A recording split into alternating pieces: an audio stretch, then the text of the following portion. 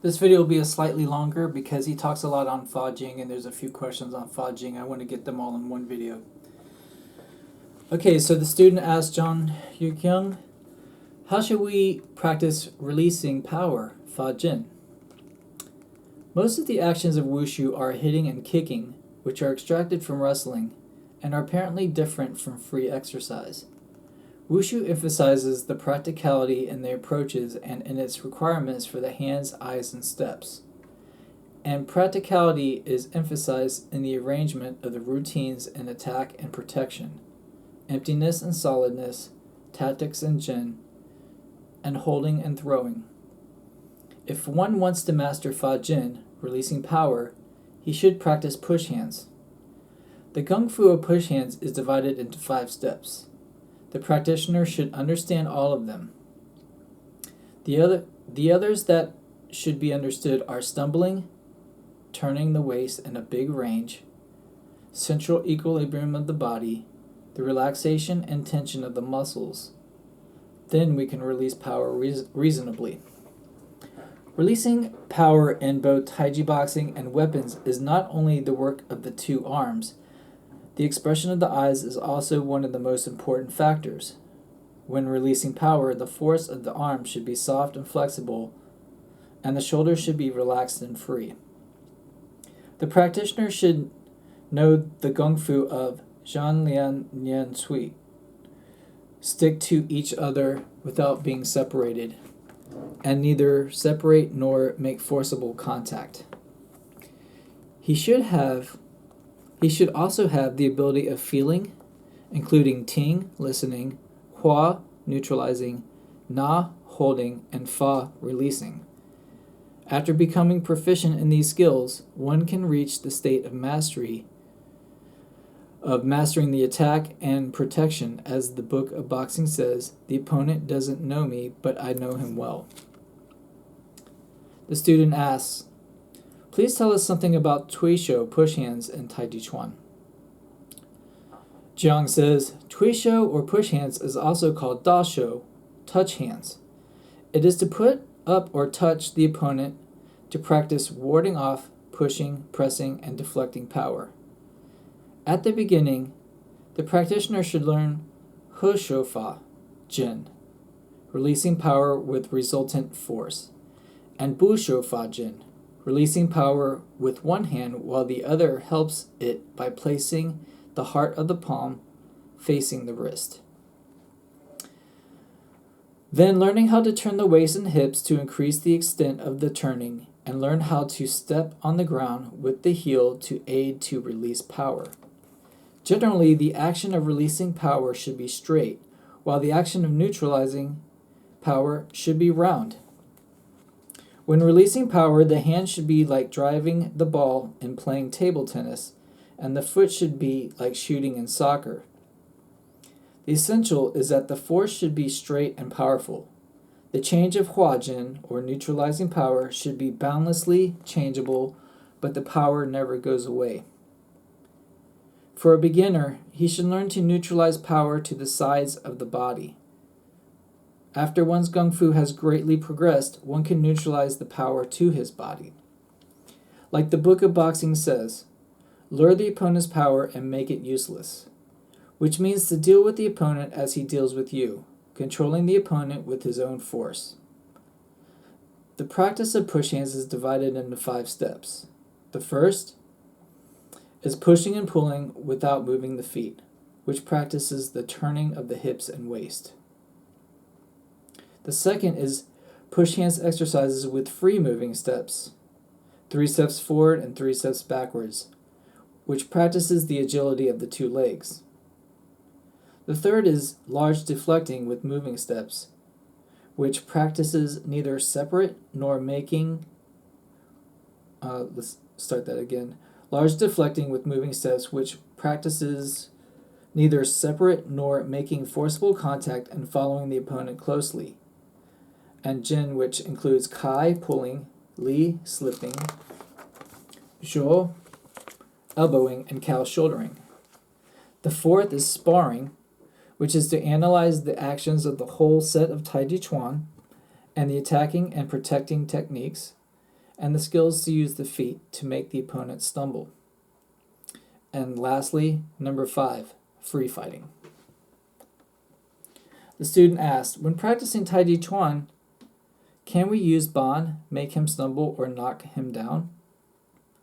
Jiang says, Ban refers to some techniques of sparring and push hands. For example, Cha, Bi, Kuo, and Feng.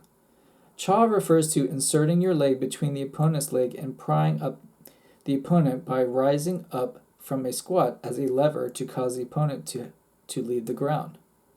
Bi refers to controlling the opponent's lower limbs with your knee or hip and forcing him backwards into emptiness, which is the application of Yema Fenzong, parting the wild horse's mane, Shi Fei Shi, cross-flying, and other forms.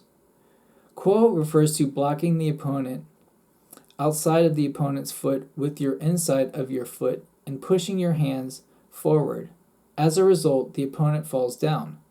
For example, the pushing form in Long Chong Wei, grasp the peacock's tail, and step forward and lean left.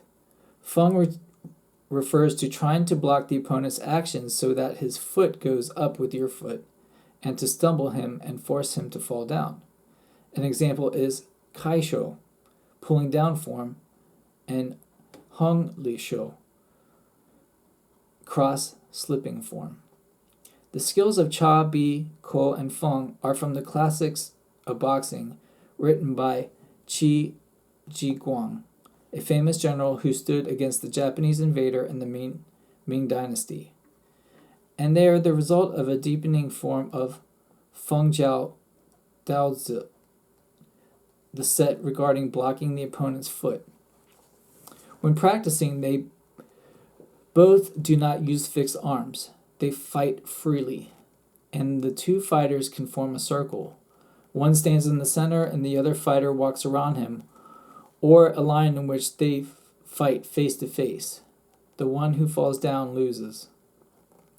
This is the last step for practicing push hands. A few people can reach this step, which is called Weishou in Wushu. The 5 steps are appropriate for both empty hand boxing and the weapons of Taiji.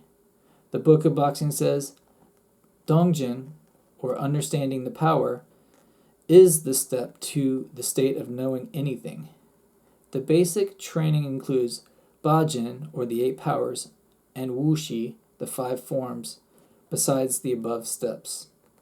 The 8 powers are Pong, ward off, Lu, deflect, Ji, push, On, press, Kai, pull down, Li, slipping, Zhou, elbow, and Kao, shoulder. The 5 forms are Jin, step forward, Tui, step back, Gu Pan, look to the left and to the right, and Ding, stable. Thus, there are Taiji 13 forms. Okay, and then let's go to the next magazine. The student asks, how can Fajin, releasing power, be effective in sparring and push hands? Zhang replies, in Taijiquan, releasing power should not only depend on the 2 arms. The direction of the eyes is also an important factor. In addition, when releasing power, the force of the arms should be soft and flexible, making use of the relaxation and calmness of the shoulders coupled with Zhan, Lian, Nian, Sui, the work of sticking to each other without being separated, and Bu Dui Bu Ding, neither separating nor making forcible contact.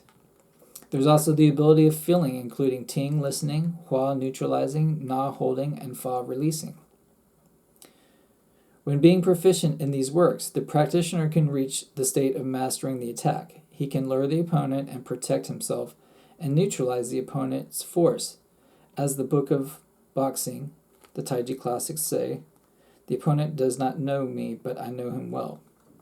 The method of Bu, step, means that the practitioner should have a feeling of stepping on a thin layer of ice as he steps forward and backwards, otherwise his legs will be lack of force. Only by the careful step can one distinguish the empty and solid. As a result, his lower limbs get stable. The waist and hips are the hinge of the balance of the body. All actions of Shan, evading or yielding, Shan, unfolding, Tong, jumping, and Nuo, moving, depend on the waist.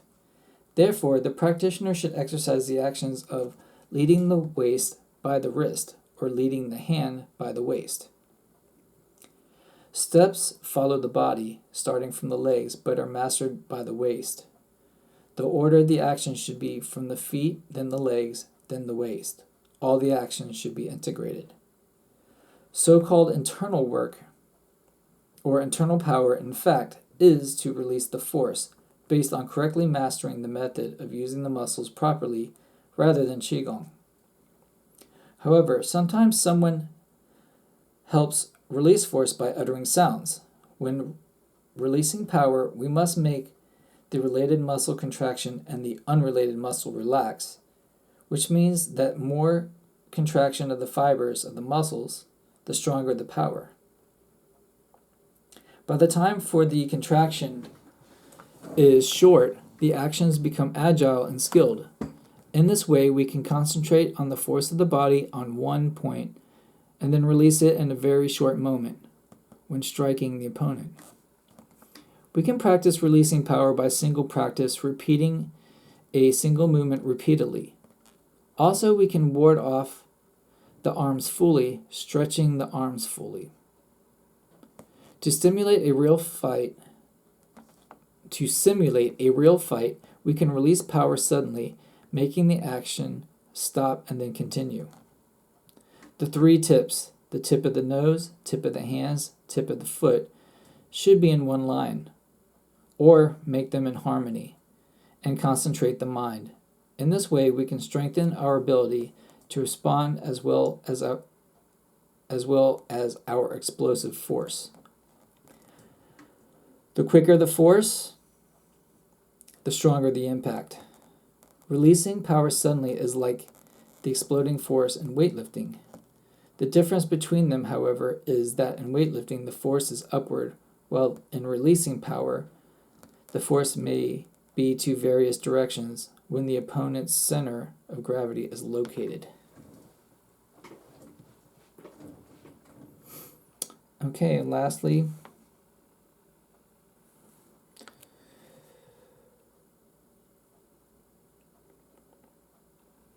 the student asks, there are different opinions about the center of gravity of the body. What is your comment about them? Jiang says, for the posture of standing at attention, the center of gravity is between the first and fifth lumbar vertebrae. Lowering the center of gravity is an effective way to counteract the force from the opponent. To lower the center of gravity, one should make the distance between the 2 feet wider, but in this way, the speed for responding to the attack from the opponent will be slow. However, if the distance between the 2 feet is shorter, the steps are less stable, but the actions will be more quick and agile. This is something I mentioned with like Yang style versus Sun style, because Sun style has that higher stance and quicker actions, while the Yang style is more lower. I did a picture of that. But anyways, let's just continue. However, if the distance between the 2 feet is shorter and the steps are less stable, but the actions will be more quick and agile. Thus, both lower and higher center gravities have their advantages and disadvantages respectively. A person with a high center of gravity is easy to attack, while a person with a low center of gravity can more easily defend themselves. It can depend on the situation. When protecting for attacking the opponent, the process of lowering the center of gravity is that of storing up energy and releasing power. Usually, a veteran boxer can see the trend and power of the movement of the opponent's center of gravity once he touches the opponent. A person with limited skill will have lower perceptive abilities. Therefore, a person who is strong but untrained can hardly defeat a trained person whose force is not as strong. Certainly, a person with strong force will not be easily defeated after he has trained. The Book of Boxing, the Tai Chi Classic, says, overcome a weight of 1,000 pounds with 4 ounces. This obviously refers to winning over the opponent by using the opponent's own force instead of one's own force. Okay, the next question is going to be pretty long. It's going to be talking about distinguishing emptiness and solidness. All right.